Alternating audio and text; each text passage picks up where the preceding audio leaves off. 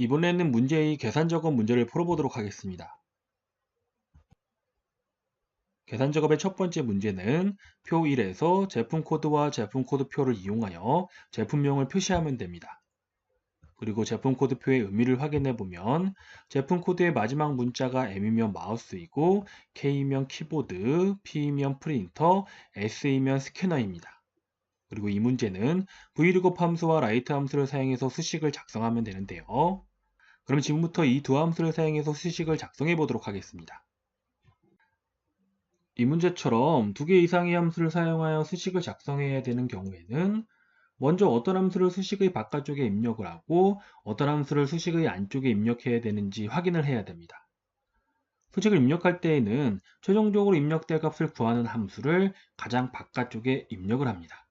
그렇다면 D3셀에 최종적으로 입력될 값이 무엇인지 확인해 보도록 하겠습니다. 이 문제는 제품 코드의 마지막 문자에 따른 제품명을 표시하는 문제이기 때문에 최종적으로 입력될 값은 제품 코드표 영역에서 코드에 따른 제품명이 되겠습니다. 그러면 vlookup 함수와 write 함수 중에서 범위, 여기서 범위는 제품 코드표 영역입니다. 이 범위에서 특정 위치의 셀값, 셀값은 제품명이 되겠습니다. 자, 그래서 범위에서 특정 위치의 셀값을 찾아 표시하는 함수는 vlookup 함수입니다. 그래서 이 vlookup 함수를 수식의 가장 바깥쪽에 입력해주면 됩니다. 자동적으로 write 함수는 vlookup 함수의 안쪽에 입력을 해주면 되겠고요. 그럼 지금부터 vlookup 함수를 사용해서 수식을 작성해 보도록 하겠습니다. vlookup 함수는 찾을 값과 범위, 열번호, 그리고 옵션 순으로 수식을 작성하면 되는데요. 그럼 먼저 vlookup 함수의 찾을 값부터 지정해 보도록 하겠습니다. 이 문제는 제품 코드의 마지막 문자에 따른 제품명을 표시하는 문제이기 때문에 찾을 값은 제품 코드의 마지막 문자를 지정하면 됩니다. 그런데 제품 코드에서 마지막 문자를 추출하려면 그냥 추출할 수 없고 write 함수를 사용해야 됩니다. 그래서 찾을값 란에는 write 함수를 사용해서 제품 코드의 마지막 문자를 추출하는 수식을 입력해주면 되는데요. 그럼 이번에는 write 함수의 수식을 작성해 보도록 하겠습니다. 먼저 write 함수의 텍스트부터 지정해 보도록 하겠는데요. 지금 write 함수를 사용해서 구하고자 하는 것은 제품 코드의 마지막 문자입니다. 그래서 write 함수의 텍스트에는 제품 코드를 지정하면 되는데요.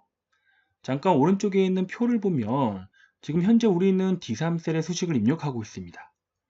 그래서 3행에서 제품 코드가 어디에 있는지 확인해 보면 자, 제품 코드는 A3셀에 있습니다. 그래서 write 함수의 텍스트 안에는 제품 코드가 있는 A3셀을 지정하면 됩니다. 다음으로 write 함수의 개수를 지정해 보도록 하겠는데요. 지금 write 함수를 사용해서 구하고자 하는 것은 제품 코드의 마지막 문자 하나입니다. 그래서 개수 안에는 숫자 1을 직접 입력하면 됩니다. 자, write 함수의 텍스트와 개수를 직접 넣어주게 되면 텍스트 안에는 제품 코드가 있는 A3셀이 지정이 되고 개수에는 자, 마지막 한 문자인 숫자 1이 입력되게 됩니다. 그럼 이번에는 vlookup 함수의 범위를 지정해 보도록 하겠는데요. 자, vlookup 함수의 범위는 자, 찾을 값과 비교할 영역과 그리고 우리가 결과적으로 찾을 값이 들어있는 영역을 지정해 주면 됩니다. 자, 이 문제에서 찾을 값과 비교할 영역과 그리고 우리가 결과적으로 표시할 값이 들어있는 영역은 제품 코드표 영역이 되겠습니다. 그래서 범위 안에는 제품 코드표 영역인 F9에서 G12 영역을 지정해 주면 됩니다. 참고로 코마 2급 실기시험에서 vlookup 함수와 hlookup 함수의 문제의 경우 범위로 지정할 영역을 따로 주어집니다. 그래서 범위는 그냥 다른 생각하지 말고 자, 따로 주어진 영역을 지정해 주면 됩니다. 이건 그냥 참고로 알아두세요. 그럼 다음으로는 vlookup 함수의 열번호를 지정해 보도록 하겠는데요. 이 열번호는 자, 범위에서 우리가 결과적으로 찾을 값이 들어있는 열의 번호를 의미합니다. 자, 범위는 제품 코드표 영역이죠. 이 제품 코드표 영역에서 우리가 결과적으로 찾을 값은 제품명입니다. 제품명은 첫 번째, 두 번째 열에 있기 때문에 자, 열번호 안에는 자, 범위에서 제품명의 열의 위치인 숫자 2를 직접 입력하면 됩니다. 그럼 마지막으로 vlookup 함수의 옵션을 지정해 보도록 하겠는데요.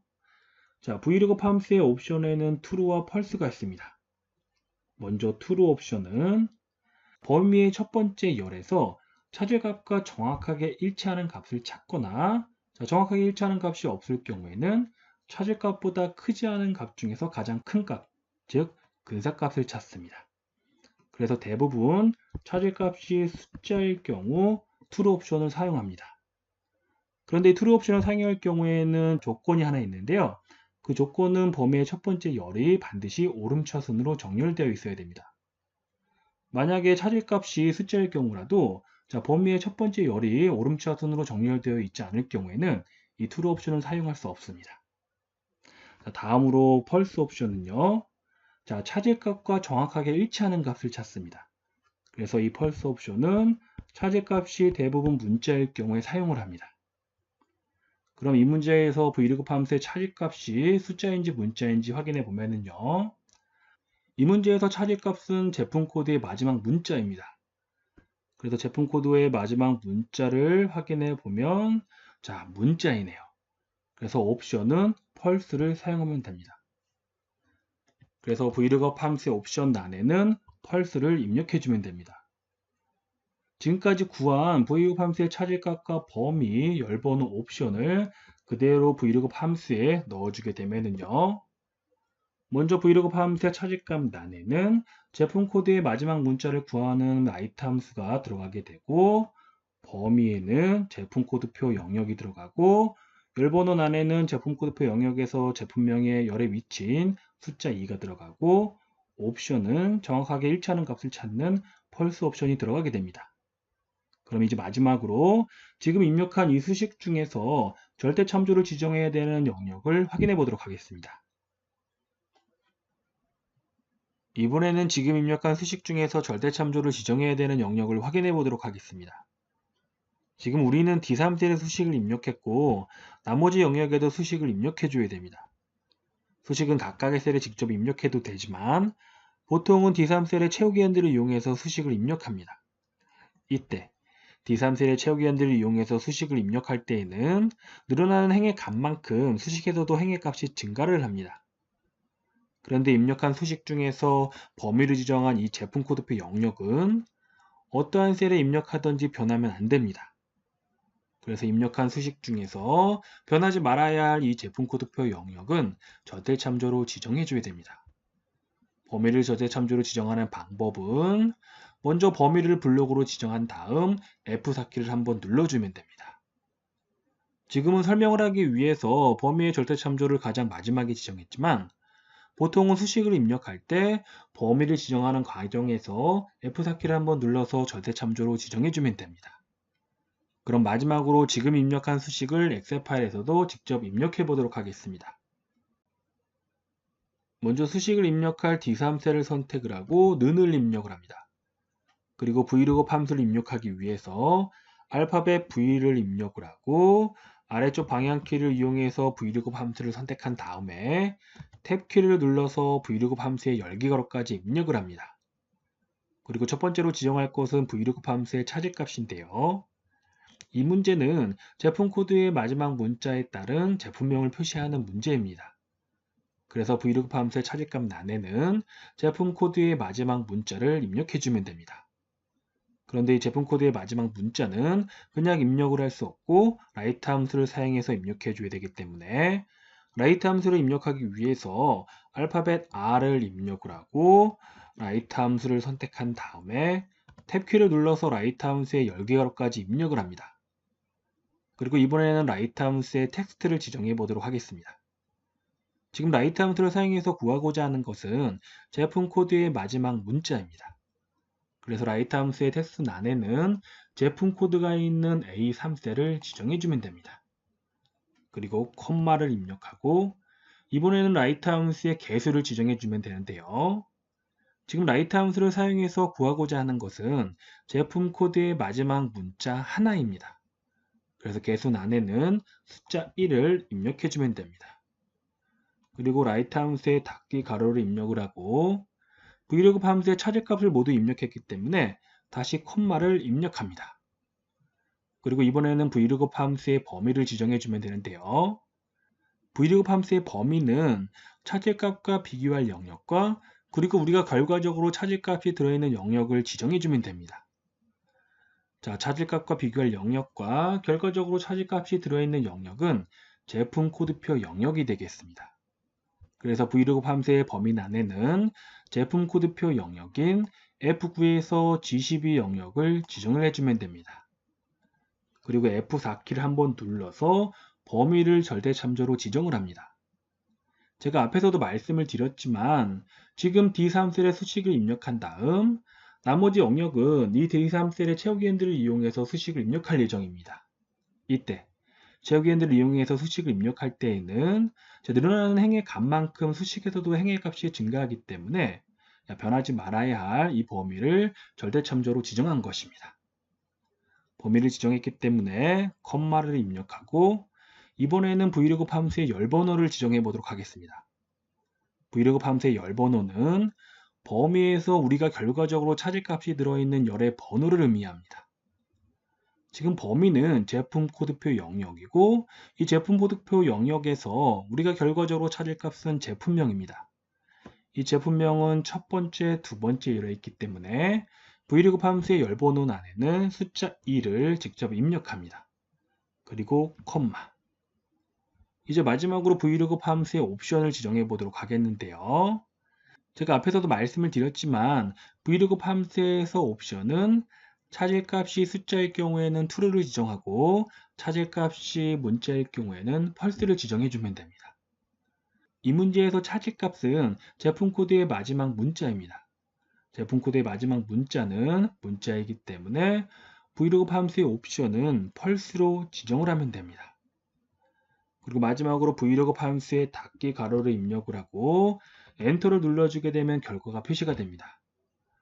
그리고 나머지 영역에도 수식을 입력하기 위해서 D3셀을 선택을 하고 D3셀의 채우기엔드를 이용해서 수식을 입력을 해줍니다. 지금까지 계산 작업의 첫 번째 문제를 풀어보았고요. 다음으로는 계산 작업의 두 번째 문제를 풀어보도록 하겠습니다.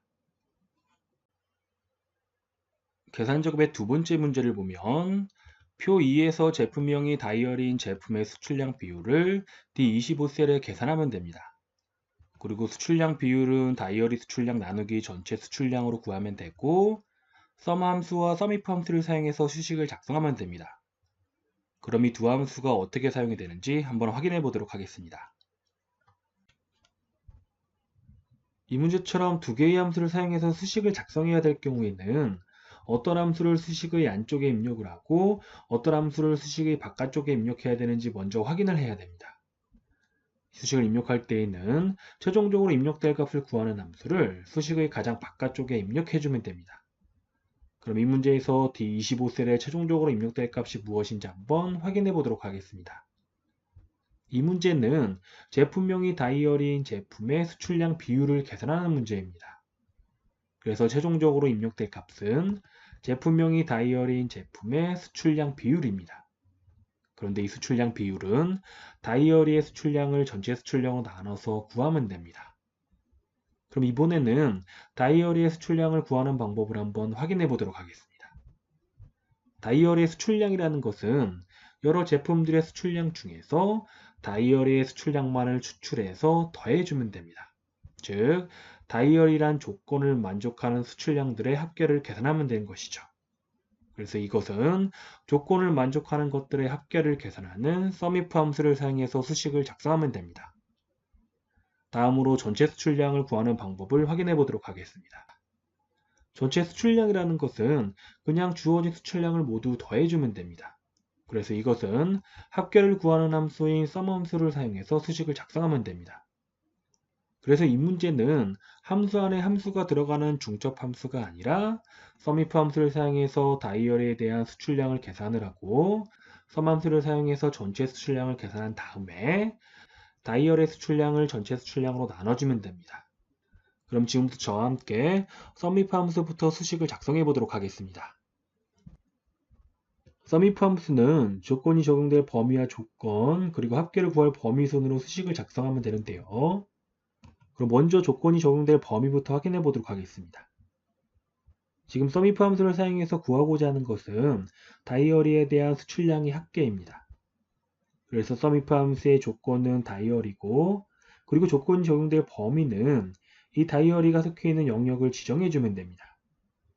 그래서 오른쪽에 있는 표 2에서 다이어리가 어디에 있는지 확인해 보면 다이어리는 제품명 영역 안에 있네요. 그래서 조건이 적용될 범위 안에는 제품명 영역인 A16에서 A24 영역을 지정하면 됩니다. 다음 두 번째로 썸미프 함수의 조건을 확인해 보면 지금 구하고 있는 것은 다이어리에 대한 수출량이기 때문에 조건은 다이어리입니다. 그래서 조건란에 다이어리를 직접 입력해 주면 되는데요. 다이어리는 문자이기 때문에 반드시 큰 따옴표로 묶어서 입력해 줘야 됩니다. 그럼 마지막으로 합계를 구할 범위를 확인해 보면 지금 구하고 있는 것은 다이어리에 대한 수출량이기 때문에 합계를 구할 범위는 수출량 영역을 지정해 주면 됩니다. 그래서 다시 오른쪽에 있는 표 2에서 수출량이 어디에 있는지 확인해 보면 수출량은 D16에서 D24 영역에 있네요. 그래서 썸미프 함수의 합계를 구할 범위 안에는 수출량 영역인 D16에서 D24 영역을 지정하면 됩니다. 그래서 지금까지 구한 이 조건이 적용될 범위와 조건, 그리고 합계를 구할 범위를 썸미프 함수에 입력하게 되면 보는 것처럼 수식이 완성이 됩니다. 그럼 다음으로는 썸 함수의 수식을 작성해 보도록 하겠습니다. 썸 함수는 인수1, 인수2 순으로 수식을 작성하면 되는데요. 지금 썸 함수를 사용해서 구하고자 하는 것은 전체 수출량에 대한 합계입니다. 그래서 인수는 하나만 지정해 주면 됩니다. 그러면 오른쪽에 있는 표 2에서 수출량이 어디에 있는지 확인해 보면 수출량은 D16에서 D24 영역 안에 있네요. 그래서 썸 함수의 인수란에는 수출량 영역인 D16에서 D24 영역을 지정하면 됩니다. 그래서 이것을 썸 함수의 수식에 대입하게 되면 지금 보는 것처럼 수식이 완성이 됩니다. 그럼 엑셀 파일로 넘어가서 지금까지 입력한 이 수식을 직접 작성해 보도록 하겠습니다. 먼저 수식을 입력할 D25셀을 선택을 하고 는을 입력을 합니다. 그리고 다이어리 수출량의 합계를 계산할 썸미프 함수를 입력하기 위해서 알파벳 SU를 입력을 하고 방향키를 이용해서 썸미프 함수를 선택한 다음 탭키를 눌러서 썸미프 함수의 열개가로까지 입력을 합니다. 그리고 첫 번째로 지정할 것은 조건이 적용될 범위입니다.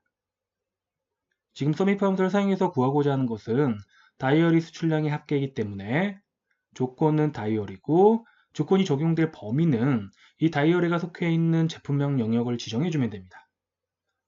그래서 제품명 영역인 A16에서 A24 영역을 조건이 적용될 범위로 지정을 합니다. 그리고 콤마를 입력한 다음 두 번째로 지정할 것은 조건입니다. 조건은 다이어리이기 때문에 다이어리를 직접 입력해 주면 되는데요. 이 다이어리는 문자이기 때문에 반드시 큰 따옴표로 묶어서 입력을 해줍니다. 그리고 콤마. 마지막으로 썸미프 함수의 합계를 구할 범위를 지정해 주면 되는데요. 지금은 다이어리 수출량의 합계를 구하고 있기 때문에 합계를 구할 범위는 수출량 영역인 D16에서 D24 영역을 지정해 주면 됩니다. 그리고 썸미프 함수의 닫기를 입력을 하고 나누기 기호를 입력한 다음 이번에는 전체 수출량을 구하는 썸미프 함수를 입력하기 위해서 역시 알파벳 SU를 입력을 하고 썸 함수를 선택한 다음 탭키를 눌러서 열기가로까지 입력을 합니다. 그리고 썸 함수의 인수를 지정하면 되는데요. 지금 썸 함수를 사용해서 구하고자 하는 것은 전체 수출량이기 때문에 썸 함수의 인수에는 수출량이 있는 D16에서 D24 영역을 지정해 주면 됩니다. 그리고 썸 함수의 닫기 가로를 입력을 하고 엔터를 눌러주게 되면 지금 보는 것처럼 다이어리 수출량의 비율이 계산이 됩니다. 지금까지 계산 작업의 두 번째 문제를 풀어봤고요. 다음은 계산 작업의 세 번째 문제를 풀어보도록 하겠습니다. 계산 작업의 세 번째 문제는 표 3에서 부서 코드의 세 번째 문자가 1이면 기획부를, 2이면 영업부를, 3이면 총무부, 4이면 인사부로 부서명에 표시하면 되는데요. 추주와 미드 함수를 사용해서 수식을 작성하면 됩니다. 그럼 이 두 함수가 어떻게 사용이 되는지 먼저 확인해 보도록 하겠습니다. 두 개의 함수를 사용해서 수식을 작성해야 될 때에는 어떤 함수를 수식의 바깥쪽에 입력을 하고 어떤 함수를 수식의 안쪽에 입력해야 되는지 먼저 확인을 해야 되는데요. 보통 수식을 입력할 때에는 최종적으로 입력될 값을 구하는 함수를 수식의 가장 바깥쪽에 입력해주면 됩니다. 그래서 이 문제에서 i16셀에 최종적으로 입력될 값이 무엇인지 확인해 보면 이 문제는 부서 코드의 세 번째 문자가 1이면 기획부를, 2이면 영업부, 3이면 총무부, 4이면 인사부를 표시하는 문제입니다. 그래서 최종적으로 입력될 값은 부서 코드의 세 번째 문자에 따른 부서명입니다. 그럼 추주와 미드함수 중에서 인덱스 번호.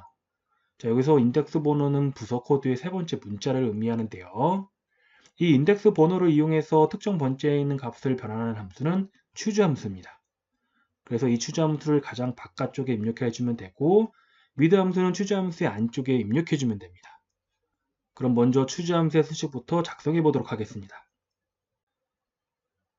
추주 함수는 인수와 첫 번째, 두 번째, 세 번째, 네 번째 순으로 수식을 작성하면 되는데요. 그럼 먼저 추주 함수의 인수부터 확인해 보도록 하겠습니다. 이 문제는 부서 코드의 세 번째 문자가 1이면 기획부, 2이면 영업부, 3이면 총무부, 4이면 인사부로 표시하는 문제입니다. 즉 부서 코드의 세 번째 문자에 따라서 부서명을 표시하는 문제이기 때문에 인수란에는 부서 코드의 세 번째 문자를 지정해주면 됩니다. 그런데 부서 코드의 세 번째 문자는 직접 입력을 할 수는 없고 함수를 사용해서 수식을 작성해줘야 되는데요. 부서 코드의 세 번째 문자를 추출하려면 텍스트의 시작 위치부터 지정한 개수만큼 추출하는 함수인 미드 함수를 사용해서 수식을 작성하면 됩니다. 그래서 이번에는 미드 함수의 수식을 작성해 보도록 하겠는데요. 먼저 미드 함수의 텍스트를 확인해 보면 지금 미드 함수를 사용해서 구하고자 하는 것은 부서 코드의 세 번째 문자입니다. 그래서 텍스트란에는 부서 코드를 지정해 주면 되는데요. 자, 오른쪽에 있는 표 3 그림을 보면 우리는 지금 현재 i16셀의 수식을 입력하고 있습니다. 그래서 16행 중에서 부서 코드가 어디 있는지 확인해 보면 부서 코드는 F16셀에 있습니다. 그래서 미드 함수의 텍스트란에는 부서 코드가 있는 F16셀을 입력해 주면 됩니다. 다음으로 미드 함수의 시작 위치를 확인해 보면 지금 구하고 있는 것은 부서 코드의 세 번째 문자이기 때문에 시작 위치는 부서 코드의 세 번째 문자를 지정하면 됩니다. 세 번째 문자이기 때문에 시작 위치는 숫자 3을 입력해 주면 됩니다. 마지막으로 미드 함수의 개수를 확인해 보면 우리가 필요한 것은 부서 코드의 세 번째 문자 하나입니다. 그래서 개수란에는 숫자 1을 입력해 주면 됩니다. 그래서 지금까지 구한 것을 모두 미드 함수에 넣어주게 되면 지금 보는 것처럼 미드 함수의 수식이 완성이 됩니다. 다음으로는 추주 함수의 첫 번째를 확인해 보도록 하겠는데요. 자, 부서 코드의 세 번째 문자가 1일 경우에는 기획부를 표시합니다. 그래서 첫 번째 란에는 기획부를 입력해 주면 되는데 이 기획부는 문자이기 때문에 반드시 큰 따옴표로 묶어서 입력해 주면 됩니다. 다음으로 두 번째와 세 번째, 네 번째를 이어서 확인해 보도록 하겠는데요. 부서 코드의 세 번째 문자가 2일 경우에는 영업부를 입력하고 3일 경우에는 총무부, 4일 경우에는 인사부를 입력해 주면 됩니다.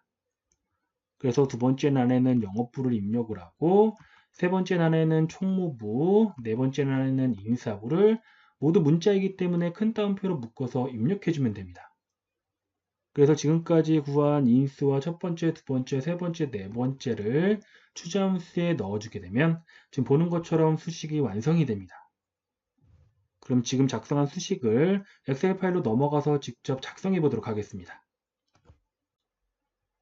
추주 함수는 인수와 첫 번째, 두 번째, 세 번째, 네 번째 순으로 수식을 작성하면 되는데요. 그럼 먼저 추주 함수의 인수부터 확인해 보도록 하겠습니다. 이 문제는 부서 코드의 세 번째 문자가 1이면 기획부, 2이면 영업부, 3이면 총무부, 4이면 인사부로 표시하는 문제입니다. 그래서 인수란에는 부서 코드의 세 번째 문자를 입력해 주면 되는데요. 이 부서 코드의 세 번째 문자는 그냥 입력을 할 수는 없고 함수를 사용해서 수식으로 작성해 줘야 됩니다. 부서 코드의 세 번째 문자만 추출하기 위해서는 텍스트의 시작 위치부터 지정한 개수만큼 추출하는 함수인 미드 함수를 사용해서 수식을 작성하면 됩니다.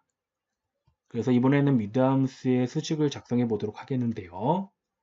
먼저 미드 함수의 텍스트부터 확인해 보면 지금 미드 함수를 사용해서 구하고자 하는 것은 부서 코드의 세 번째 문자입니다. 그래서 텍스트란에는 부서 코드를 지정해 주면 되는데요. 화면 오른쪽에 있는 표 3을 보면 지금 현재 우리는 I16셀의 수식을 입력하고 있습니다. 그래서 16행 중에서 부속 코드가 어디에 있는지 확인해 보면 부속 코드는 F16셀에 있네요. 그래서 미드 함수의 텍스트란에는 부속 코드가 있는 F16을 입력해 주면 됩니다. 다음 미드 함수의 시작 위치를 확인해 보면 지금 구하고 있는 것은 부속 코드의 세 번째 문자이기 때문에 시작 위치는 부속 코드의 세 번째를 지정하면 됩니다. 세 번째이기 때문에 숫자 3을 직접 입력해 주면 됩니다. 마지막으로 미드 함수의 개수를 확인해 보면 지금 우리가 필요한 것은 부속 코드의 세 번째 문자 하나입니다. 그래서 개수란에는 숫자 1을 입력해 주면 됩니다. 자, 지금까지 구한 텍스트와 시작 위치 개수를 모두 미드 함수에 입력하게 되면 지금 보는 것처럼 미드 함수의 수식이 완성이 됩니다. 다음으로는 추자 함수의 첫 번째를 확인해 보도록 하겠는데요. 부속 코드의 세 번째 문자가 1일 경우에는 기획부를 표시해 줘야 됩니다. 그래서 추자 함수의 첫 번째 란에는 기획부를 입력해 주면 되는데 기획부는 문자이기 때문에 반드시 큰 따옴표로 묶어서 입력해 줘야 됩니다. 다음으로 추자 함수의 두 번째, 세 번째, 네 번째를 이어서 확인해 보도록 하겠는데요. 부속 코드의 세 번째 문자가 2일 경우에는 영업부를 표시하고 3일 경우에는 총무부, 4일 경우에는 인사부를 표시해 줘야 됩니다. 그래서 추자 함수의 두 번째 란에는 영업부를 입력을 하고 세 번째 란에는 총무부, 네 번째 란에는 인사부를 입력해 주면 됩니다. 자, 영업부, 총무부, 인사부는 모두 문자이기 때문에 반드시 큰 따옴표로 묶어서 입력해 주면 됩니다. 그래서 지금까지 구한 것들을 모두 추자함수의 순서대로 입력하게 되면 지금 보는 것처럼 추자함수의 수식이 완성이 됩니다. 그럼 지금 작성한 수식을 엑셀 파일로 넘어가서 직접 작성해 보도록 하겠습니다. 먼저 수식을 입력할 첫 번째 셀인 I16개를 선택하고 는을 입력합니다. 그리고 추자함수를 입력하기 위해서 알파벳 CH를 입력하고 추자함수를 선택한 다음 탭키를 눌러서 열기가로까지 입력을 합니다. 그리고 첫 번째로 추자함수의 인수를 확인해 보도록 하겠는데요. 이 문제는 부속 코드의 세 번째 문자가 1이면 기획부, 2이면 영업부, 3이면 총무부, 4이면 인사부를 표시하는 문제입니다. 그래서 인수란에는 부속 코드의 세 번째 문자를 지정해 주면 되는데요. 이 부속 코드의 세 번째 문자는 직접 입력할 수는 없고 미드 함수를 사용해서 수식으로 작성해 줘야 됩니다.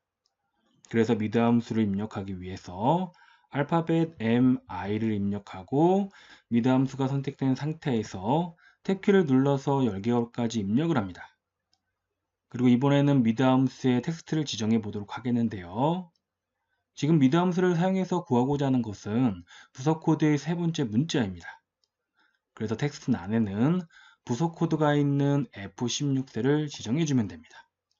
그리고 콤마. 다음 두 번째로 미드 함수의 시작 위치를 확인해 보도록 하겠는데요. 지금 구하고 있는 것은 부속 코드의 세 번째 문자이기 때문에 시작 위치는 숫자 3을 직접 입력합니다. 그리고 콤마. 마지막으로 미드 함수의 개수를 확인해 보면 지금 미드 함수를 사용해서 추출하고자 하는 것은 부속 코드의 세 번째 문자 하나입니다.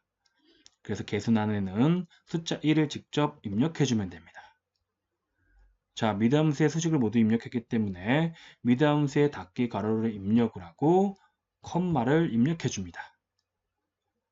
다음으로는 추자 함수의 첫 번째를 지정해 보도록 하겠는데요. 방금 입력한 추자 함수의 인수인 부속 코드의 세 번째 문자가 1일 경우에는 기획부를 표시해야 됩니다. 그래서 첫 번째 란에는 기획부를 입력해 주면 되는데요. 자, 기획부는 문자이기 때문에 반드시 큰 따옴표로 묶어서 입력을 해줘야 됩니다. 그리고 콤마. 이어서 추자함수의 두 번째, 세 번째, 네 번째를 확인해 보도록 하겠는데요. 추자함수의 인수인 부속 코드의 세 번째 문자가 2일 경우에는 영업부를 표시하고 3일 경우에는 총무부, 4일 경우에는 인사부를 표시해 줘야 됩니다. 그래서 추자함수의 두 번째 란에는 영업부를 입력을 하고 세 번째 란에는 총무부 그리고 네 번째 란에는 인사부를 입력해 줘야 됩니다. 자, 영업부, 총무부, 인사부는 모두 문자이기 때문에 반드시 큰 따옴표로 묶어서 입력해 줘야 됩니다. 자, 추자함수에 수식을 모두 입력했기 때문에 마지막으로 추자함수에 닫기 가로를 입력한 다음 엔터를 눌러주게 되면 지금 보는 것처럼 결과가 표시가 됩니다. 나머지 영역에도 수식을 입력해 줘야 되는데요. 수식은 각각의 셀에 직접 입력해도 되지만 I16셀의 채우기 핸들을 이용해서 수식을 입력하도록 하겠습니다. 자, 지금까지 저와 함께 계산 작업의 세 번째 문제를 풀어보았고요. 다음은 계산 작업의 네 번째 문제를 확인해 보도록 하겠습니다. 계산 작업의 네 번째 문제는 표 4에서 성별이 여이면서 등급이 VIP인 고객들의 마일리지 평균을 계산해서 E38셀에 표시하면 됩니다. 그리고 이 문제는 SUMIFS, AVERAGEIFS, COUNTIFS 함수 중에서 알맞은 함수를 사용해서 수식을 작성하면 되는데요. 그럼 세 함수 중에서 어떤 함수를 사용하면 되는지 한번 확인해 보도록 하겠습니다. 수식을 입력할 때에는 최종적으로 입력될 값을 구하는 함수를 수식의 가장 바깥쪽에 입력해 주면 됩니다. 그럼 이 문제에서 이 38셀에 최종적으로 입력될 값이 무엇인지 확인해 보면 이 문제는 성별이 여이면서 등급이 VIP인 고객들의 마일리지 평균을 계산하는 문제입니다. 그래서 최종적으로 입력될 값은 성별이 여이면서 등급이 VIP란 이 두 개의 조건을 만족하는 고객들의 마일리지 평균입니다. 그래서 SUMIFS, AVERAGEIFS, COUNTIFS 함수 중에서 범위에서 여러 개의 조건을 만족하는 값들의 평균을 구하는 함수는 AVERAGEIFS 함수입니다. 그래서 지금부터 저와 함께 AVERAGEIFS 함수를 사용해서 수식을 작성해 보도록 하겠습니다. AVERAGEIFS 함수는 평균을 구할 범위, 그리고 첫 번째 조건 범위와 첫 번째 조건, 그리고 두 번째 조건 범위와 두 번째 조건 순으로 수식을 작성하면 되는데요. 그럼 먼저 평균을 구할 범위부터 확인해 보도록 하겠습니다. 이 문제는 성별이 여이면서 등급이 VIP인 고객들의 마일리지 평균을 계산하는 문제입니다. 그래서 평균을 구할 범위는 마일리지 영역을 지정해 주면 되는데요. 오른쪽에 있는 표 4에서 마일리지가 어디에 있는지 확인해 보면 마일리지는 E29에서 E37 영역에 있네요. 그래서 평균을 구할 범위 안에는 마일리지 영역인 E29에서 E37 영역을 지정하면 됩니다. 다음으로 첫 번째 조건 범위를 확인해 보면 이 문제에서 조건은 성별이 여이면서 등급이 VIP인 것입니다. 이 중에서 성별이 여인 것은 첫 번째 조건이 되겠고 등급이 VIP인 것은 두 번째 조건이 되겠습니다. 그래서 첫 번째 조건 범위는 성별이 속해 있는 영역을 지정해 주면 됩니다. 그래서 다시 오른쪽에 있는 표 4에서 성별이 어디에 있는지 확인해 보면 성별은 B29에서 B37 영역에 있네요. 그래서 첫 번째 조건 범위 안에는 성별 영역인 B29에서 B37 영역을 지정해 주면 됩니다. 다음으로 첫 번째 조건을 확인해 보면 이 문제에서 첫 번째 조건은 성별이 여인 것이기 때문에 첫 번째 조건 안에는 여를 직접 입력해 주면 되는데요. 이 여는 문자이기 때문에 반드시 큰 따옴표로 묶어서 입력해 줘야 됩니다. 다음으로 두 번째 조건 범위를 확인해 보면 이 문제에서 두 번째 조건은 등급이 VIP인 것이기 때문에 두 번째 조건 범위로는 등급 영역을 지정해 주면 됩니다. 그래서 오른쪽에 있는 표 4에서 등급이 어디에 있는지 확인해 보면 등급은 D29에서 D37 영역에 있네요. 그래서 두 번째 조건 범위 안에는 등급 영역인 D29에서 D37 영역을 지정하면 됩니다. 마지막으로 두 번째 조건 안에는 VIP를 직접 입력해 주면 되는데요. 자, VIP 역시 문자이기 때문에 반드시 큰 따옴표로 묶어서 입력해 줘야 됩니다. 자, 지금까지 구한 범위와 조건을 모두 AVERAGEIFS 함수에 넣어주게 되면 지금 보는 것처럼 수식이 완성이 되는데요. 그럼 지금 입력한 수식을 엑셀 파일로 넘어가서 직접 입력해 보도록 하겠습니다.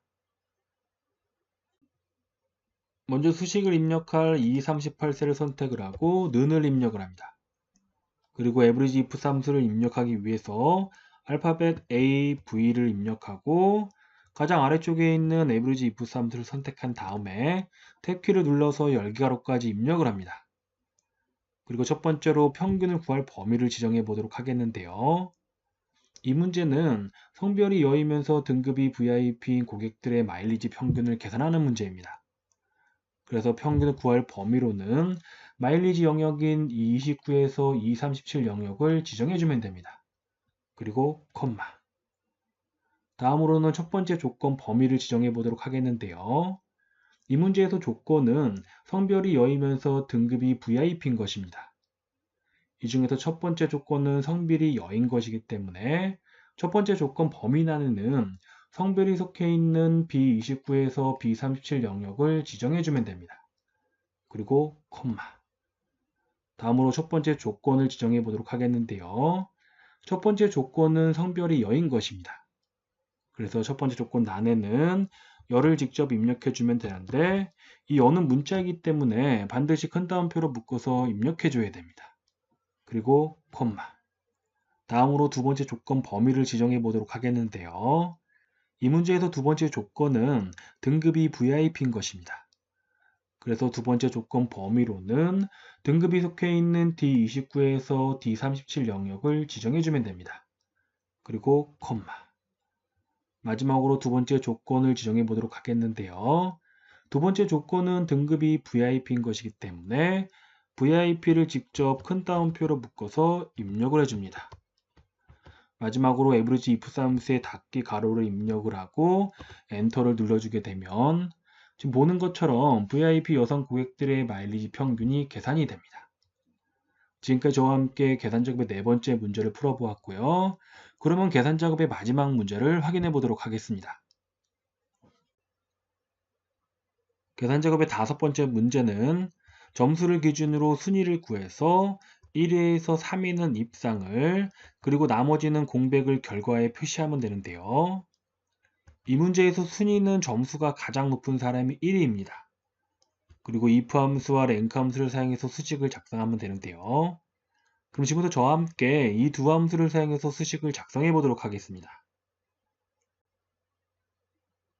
이 문제처럼 두 개의 함수를 사용해서 수식을 작성해야 될 경우에는 어떤 함수를 수식의 바깥쪽에 입력을 하고 어떤 함수를 수식의 안쪽에 입력해야 되는지 먼저 확인을 해야 됩니다. 보통 수식을 입력할 때에는 최종적으로 입력될 값을 구하는 함수를 수식의 가장 바깥쪽에 입력해 주면 됩니다. 그러면 이 문제에서 i29셀에 최종적으로 입력될 값이 무엇인지 확인해 보면 이 문제는 점수를 기준으로 순위를 구해서 1에서 3위는 입상을 표시하고 나머지는 공백을 표시하는 문제입니다. 그래서 최종적으로 입력될 값은 점수의 순위에 따른 입상 또는 공백입니다. if와 rank 함수 중에서 조건에 맞는 값, 여기서 조건은 점수의 순위입니다. 이 조건에 맞는 값을 표시하는 함수가 무엇인지 확인해 보면 그것은 if 함수입니다. 그래서 if 함수는 수식의 가장 바깥쪽에 입력을 하면 되고 자연적으로 rank 함수는 if 함수의 안쪽에 입력해 주면 됩니다. 그럼 지금부터 저와 함께 if 함수부터 수식을 작성해 보도록 하겠습니다. if 함수는 조건과 인수 1, 인수 2 순으로 수식을 작성하면 되는데요. 그럼 먼저 if 함수의 조건부터 확인해 보도록 하겠습니다. 이 문제는 점수를 기준으로 순위를 구해서 1위에서 3위는 입상을 표시하고 나머지는 공백을 표시하는 문제입니다. 그래서 if 함수의 조건은 점수를 기준으로 한 순위 1위에서 3위입니다. 이 중에서 점수를 기준으로 한 순위는 순위를 구하는 rank 함수를 사용해서 수식으로 작성하면 되고 1위에서 3위는 rank 함수 뒤에 직접 3 이하를 입력해서 지정해 주면 됩니다. 그럼 다음으로 rank 함수의 수식을 입력해 보도록 하겠는데요. 먼저 rank 함수의 인수를 확인해 보면 지금 rank 함수를 사용해서 구하고자 하는 것은 점수를 기준으로 한 순위입니다. 그래서 인수는 점수가 들어있는 셀을 지정해 주면 되는데요. 화면 오른쪽에 있는 표 5를 보면 현재 우리는 i29셀의 수식을 입력하고 있습니다. 그래서 29행에서 점수가 어디에 있는지 확인해 보면 점수는 h29셀에 있네요. 그래서 rank 함수의 인수란에는 이승현 점수가 있는 h29셀을 지정해 주면 됩니다. 다음으로 rank 함수의 범위를 확인해 보면 지금 구하고 있는 것은 점수를 기준으로 한 순위이기 때문에 랭크 함수의 범위로는 점수 전체 영역을 지정해주면 됩니다. 그래서 다시 오른쪽에 있는 표 5에서 점수 영역이 어디 있는지 확인해 보면 점수 영역은 H29에서 H38 영역이 있네요. 그래서 랭크 함수의 범위란에는 점수 전체 영역인 H29에서 H38 영역을 지정해주면 되는데요. 범위는 지금 보는 것처럼 F4키를 한번 눌러서 절대참조로 지정해줘야 됩니다. 범위를 절대참조로 지정한 이유는요. 지금 우리는 I29셀 수식을 입력하고 있습니다. 그리고 수식을 입력한 다음 나머지 영역에도 수식을 입력해줘야 되는데요. 수식은 각각의 셀에 직접 입력해도 되지만 보통은 I29셀의 채우기 핸들을 이용해서 수식을 입력해줍니다. 이때 채우기 핸들을 이용해서 수식을 입력할 때에는 늘어나는 행의 값만큼 수식에서도 행의 값이 증가를 합니다. 그런데 범위를 지정한 H29에서 H38 영역은 어느 셀에 입력하든지 변하면 안 됩니다. 그래서 변하지 말아야 할 이 범위 영역은 F4키를 한번 눌러서 절대참조로 지정해 줘야 됩니다. 자, 기억해 두세요. 채우기 핸들을 이용해서 수식을 입력할 경우에는 변하지 말아야 할 영역은 반드시 절대참조로 지정해 줘야 된다는 것을요. 자, 그럼 마지막으로 랭크 함수의 옵션을 확인해 보도록 하겠는데요. 지금 구하고 있는 것은 점수를 기준으로 한 순위인데 순위는 점수가 가장 높은 사람이 1위이고 점수가 낮아질수록 순위도 낮아집니다. 즉 이것은 내림차순 옵션을 지정해 주면 됩니다. 근데 랭크 함수의 내림차순 옵션은 생략이 가능하기 때문에 이 문제에서 랭크 함수의 옵션은 생략하도록 하겠습니다. 그래서 지금까지 구한 인수와 범위 그리고 옵션을 랭크 함수에 차례대로 넣어주게 되면 지금 보는 것처럼 랭크 함수의 수식이 완성이 됩니다. 다음으로는 if 함수의 인수 1을 확인해 보도록 하겠는데요. 자, 방금 전까지 입력한 if 함수의 조건을 만족할 경우에는 입상을 표시해 줘야 됩니다. 그래서 인수 1 안에는 입상을 직접 입력해 주면 되는데요. 이 입상은 문자이기 때문에 큰 따옴표로 묶어서 입력해 주면 됩니다. 마지막으로 if 함수의 인수 2를 확인해 보도록 하겠는데요. 자, 지금까지 입력한 이 조건을 만족하지 않을 경우에는 공백을 표시해 줘야 됩니다. 자, 공백은 그냥 큰 따옴표 2개를 입력해 주면 됩니다. 자, 그래서 지금까지 입력한 조건과 인수 1, 인수 2를 모두 if 함수의 순서대로 넣어주게 되면 지금 보는 것처럼 if 함수의 수식이 완성이 됩니다. 그럼 지금 입력한 수식을 엑셀 파일로 넘어가서 직접 작성해 보도록 하겠습니다. 먼저 수식을 입력할 I29셀을 선택을 하고 눈을 입력합니다. 그리고 if 함수를 입력하기 위해서 알파벳 i를 입력을 하고 if 함수가 선택된 상태에서 탭 키를 눌러서 열기가로까지 입력을 합니다. 그리고 첫 번째로 지정할 것은 if 함수의 조건인데요. 이 문제는 점수에 따른 순위를 구해서 그 순위가 1위에서 3위인 경우에는 입상을 표시하고 나머지는 공백을 표시하는 문제입니다. 그래서 이 문제에서 조건은 점수에 따른 순위 1위에서 3위입니다. 이 중에서 점수에 따른 순위는 랭크 함수를 사용해서 수식으로 작성을 하면 되고 1위에서 3위는 3 이하를 직접 입력해 주면 됩니다. 그래서 이번에는 랭크 함수를 입력하기 위해서 알파벳 RA를 입력하고 가장 아래쪽에 있는 랭크 함수를 선택한 다음에 탭 키를 눌러서 열기가로까지 입력을 합니다. 그리고 이번에 지정할 것은 랭크 함수의 인수인데요. 지금 현재 랭크 함수를 사용해서 구하고자 하는 것은 점수에 따른 순위입니다. 그래서 랭크 함수의 인수란에는 이승연의 점수가 있는 H29셀을 지정해주면 되는데 지금 현재 입력하고 있는 수식 때문에 H29셀을 선택할 수 없습니다. 이럴 경우에는 뒤에 있는 이메일 셀을 선택을 하고 방향키를 이용을 해서 H29셀을 지정해주면 됩니다. 그리고 콤마를 입력한 다음 두 번째로는 랭크 함수의 범위를 지정해 보도록 하겠는데요. 랭크 함수의 범위로는 이승연의 점수와 비교할 영역을 지정해 주면 됩니다. 그래서 범위라는 점수 전체 영역을 지정해 주면 되는데요. 현재 H29셀을 클릭할 수 없기 때문에 자, H38셀부터 위쪽으로 드래그를 해서 범위를 지정해 주면 됩니다. 그리고 F4키를 한번 눌러서 범위를 절대참조로 지정해 주면 되는데요. 제가 앞에서도 말씀을 드렸지만 지금 현재 우리는 I29셀에 수식을 입력하고 있고 자, 수식을 입력한 다음 나머지 영역은 I29셀의 채우기 핸들을 이용해서 수식을 입력할 예정입니다.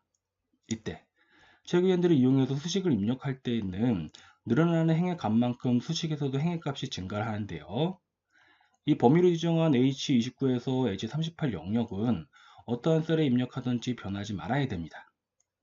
그래서 변하지 말아야 할 이 범위 영역을 F4키로 눌러서 반드시 절대참조로 지정을 해줘야 됩니다. 자, 마지막으로 랭크 함수의 옵션을 지정해 보도록 하겠는데요. 자, 지금 구하고 있는 것은 점수에 따른 순위인데, 이 점수는 점수가 가장 높은 사람이 1위이고 점수가 낮아질수록 순위도 내려갑니다. 그렇기 때문에 옵션으로는 내림차순을 지정해 주면 되는데요. 랭크 함수에서 내림차순 옵션은 생략이 가능합니다. 그래서 옵션은 생략을 하고 랭크 함수의 닫기 가로를 입력합니다. 그리고 3 이하를 직접 입력한 다음 조건을 모두 입력했기 때문에 컴마를 입력합니다. 그리고 이번에는 if 함수의 인수 1을 지정해 보도록 하겠는데요. 방금까지 입력한 if 함수의 조건을 만족했을 경우에는 입상을 표시해 줘야 됩니다. 그래서 인수 1 안에는 입상을 입력해 주면 되는데요. 이 입상은 문자이기 때문에 반드시 큰 따옴표를 묶어서 입력해 줘야 됩니다. 그리고 콤마. 마지막으로 인수 2를 지정해 보도록 하겠는데요. 자, 조건을 만족하지 않았을 경우에는 공백을 표시해 줘야 됩니다. 이 공백은 큰 따옴표 2개를 입력해서 지정해 주면 됩니다. 마지막으로 if 함수의 닫기 가로를 입력한 다음 엔터를 눌러주게 되면 결과가 표시가 되고 I29셀의 채우기엔들을 이용해서 나머지 영역에도 수식을 입력해 주면 됩니다. 지금까지 저와 함께 계산적인 문제를 풀어보았습니다.